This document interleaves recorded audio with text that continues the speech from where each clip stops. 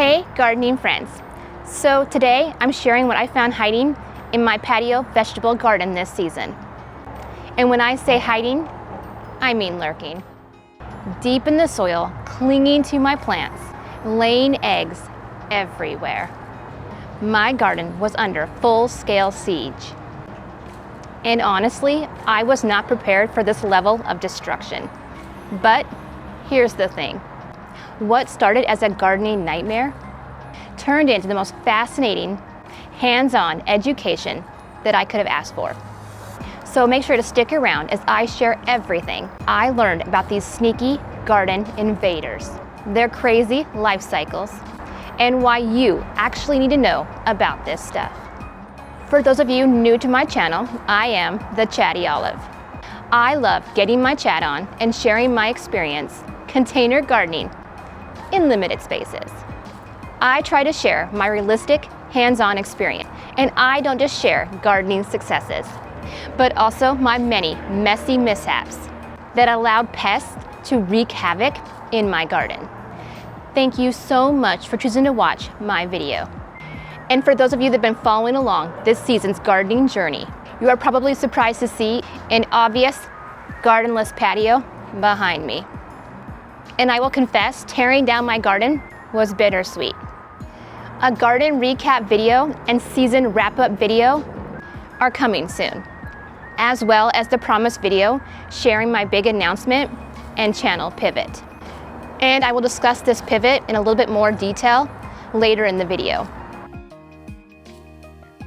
And before we dive in, let me just say, if you're squeamish about bugs, you might want to grab a snack to settle your stomach or grab something to hold on to.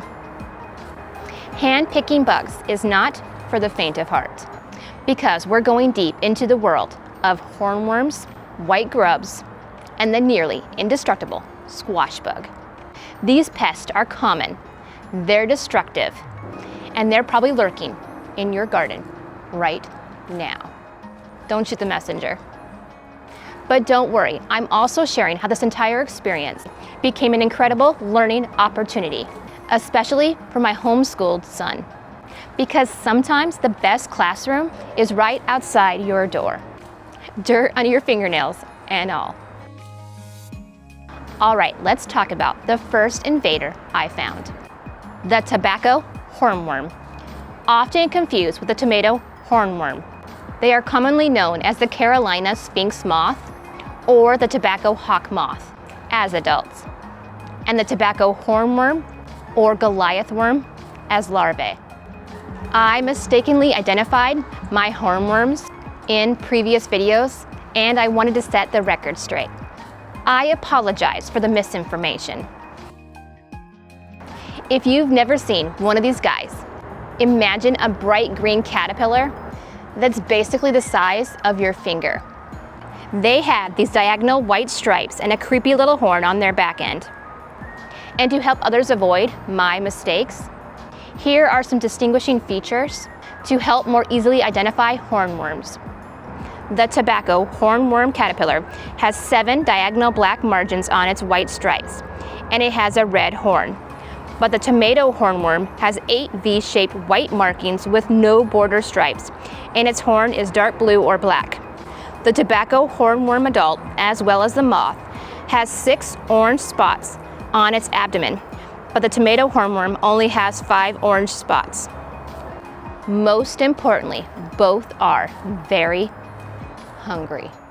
I'm talking absolutely devastating to tomato plants and other nightshades. They can defoliate an entire plant in just a few days. I'd come out in the morning and entire branches would be stripped bare overnight, with just stems remaining. It was like a horror movie for vegetables. The stripped stems were not the only evidence. The hornworms leave large droppings called frass that are almost the diameter of the actual hornworm. The fresh, damp frass is often green in hue, but can also have traces of red or orange. As it dries out, it gets darker and turns into hard pellets. And it's pretty hard to miss. But here's where it gets really interesting. These hornworms, they're actually the larval stage of the tobacco hawk, while the tomato hornworms produce adult 5-spotted hawk moths. So I got to witness this entire metamorphosis happening right in my garden. From destructive caterpillar to beautiful moth. Nature is wild, you guys. I didn't know that hornworms burrow deep into the soil to pupate, or that their cocoon is reddish brown. Now this is where my inner science nerd completely took over. And I didn't even realize I had an inner science nerd. Who knew? Anyway, I started finding hornworms that looked like they had tiny white rice grains all over their bodies. And at first, I honestly thought it was some kind of disease. And obviously those weren't some kind of white rice grain. They were actually braconid wasp cocoons. Who knew? So here's what happens. These parasitic wasps lay their eggs underneath the hornworm's skin. That's right, underneath. Like they inject them right into the caterpillar's body. Ugh, I can't imagine. The eggs hatch and the wasp larvae literally eat the hornworm from the inside out while it's still alive. That's extreme. Whew. Then they burst through the skin, spin these little white cocoons on the outside, and eventually emerge as adult wasps. Is it gruesome? Absolutely. It is also the most incredible example of biological pest control. The braconid wasp is actually a gardener's friend because they specifically target hornworms, and it's natural pest control at its finest. Next discovery, white grubs. I found these as I was digging around in my containers. These little guys have translucent, almost see-through skin where you can literally see their insides. And they have these bright red heads that kind of make them look like an alien. They're C-shaped and they just curl up when you touch them. Super gross to handpick, let me tell you. But we do it anyway because that's the life we chose, right? White grubs are actually beetle larvae. Depending on the species, they can turn into Japanese beetles, June bugs, or other types of beetles. And while they're in this larval stage underground, they're munching away on your plant roots.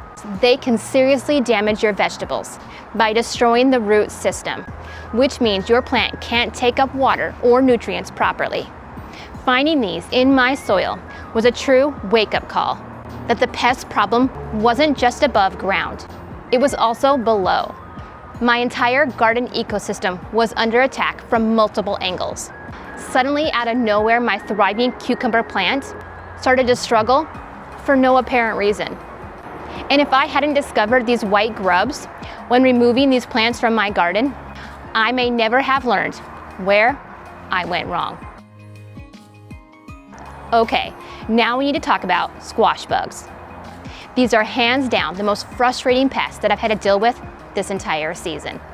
And if you grow squash, zucchini, pumpkins, eggplants, or cucumbers, you absolutely need to know about these guys. I failed to notice these tiny copper-toned or bronze-colored eggs clustered on the undersides of my squash leaves. They're laid out in these neat little grooves. And honestly, if you don't know what you're looking for, you might not even notice them. I know I didn't. But once those eggs hatch, game over. Squash bugs are sneaky invaders that will absolutely wreak havoc on your cucurbit plants. They pierce the plant tissue and suck out the sap, which causes the leaves to wilt, turn brown, and, unfortunately, eventually die. They inject a toxin while they feed that causes even more damage. And here's the worst part. They are almost indestructible. These bugs have a hard outer shell that makes them resistant to a lot of organic pesticides. They hide under leaves, in mulch, and in garden debris. And they're fast when they want to be. And they reproduce like crazy. One female can lay hundreds of eggs.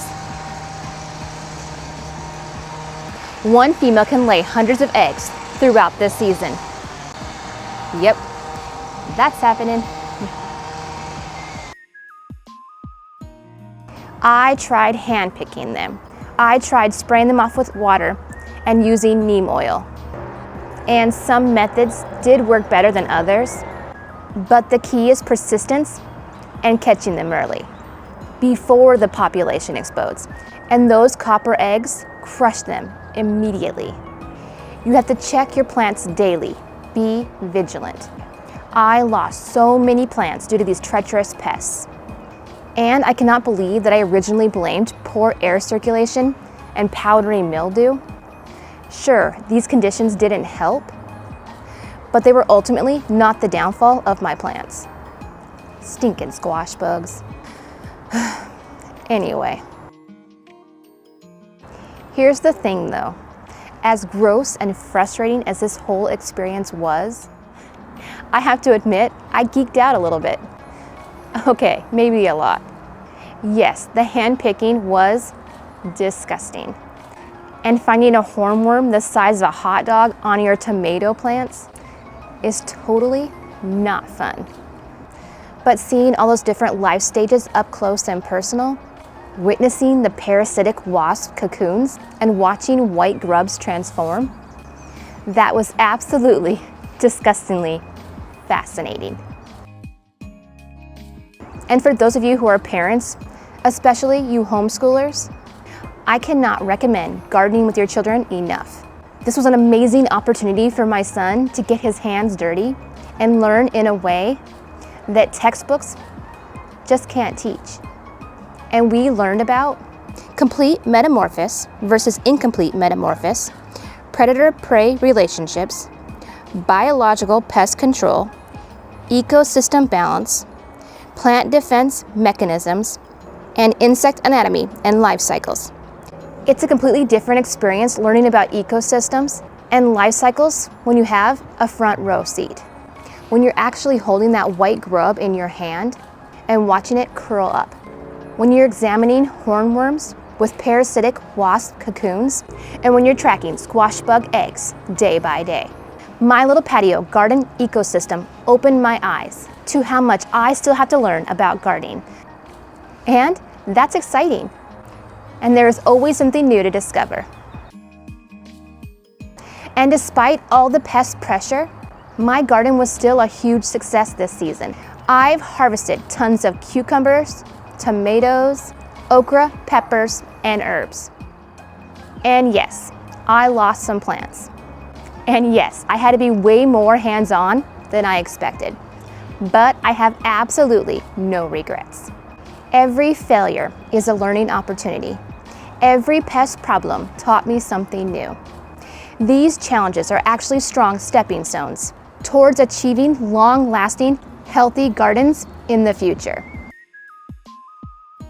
Moving forward, I'll be better armed and prepared to prevent infestations.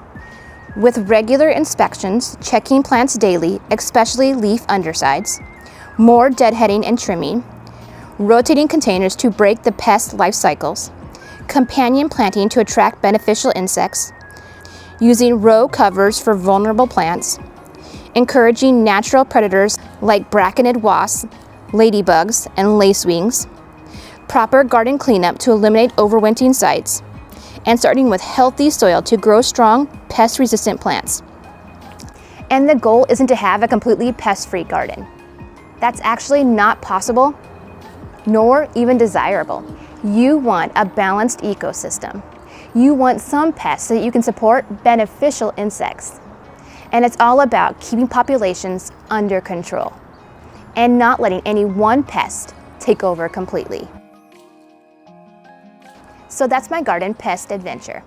From tobacco hornworms and their parasitic wasp attackers, to white grubs munching on roots underground, to the nearly indestructible squash bugs, and its copper eggs of doom.